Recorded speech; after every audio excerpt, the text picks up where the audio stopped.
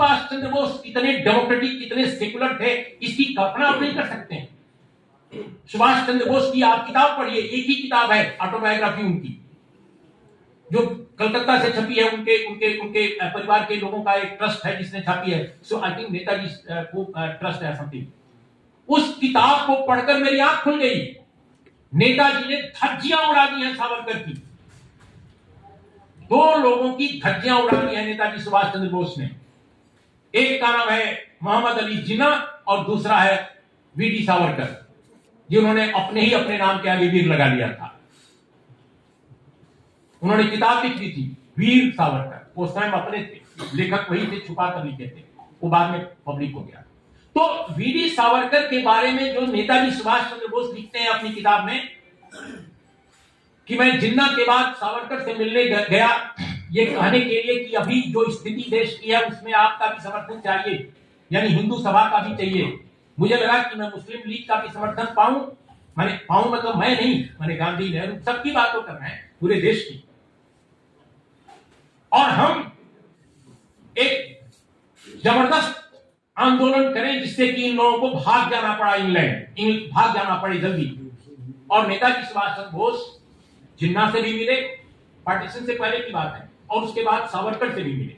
और बड़ी दिलचस्प बात है कि दोनों से निराश।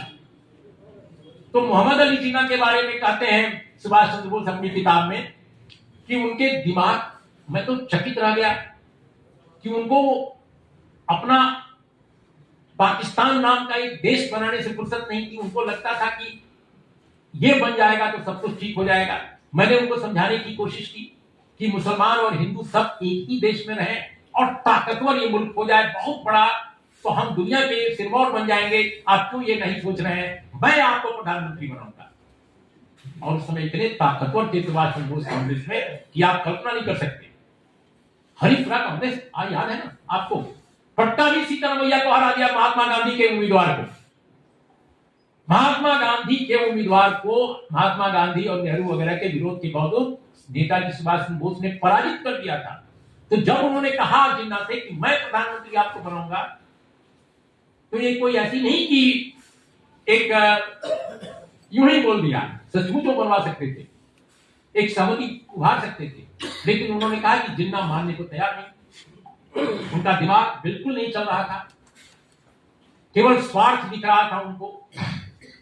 फिर वो कहते हैं कि मैं सावरकर के यहां गया यही कहने कि भाई इस देश को बचाना है, लोकतंत्र स्थापित करना है, हम लोग अच्छे से सरकार चलाएंगे, देश चलाएंगे, आप साथ दीजिए, हिंदुओं को एक इकट्ठा कीजिए।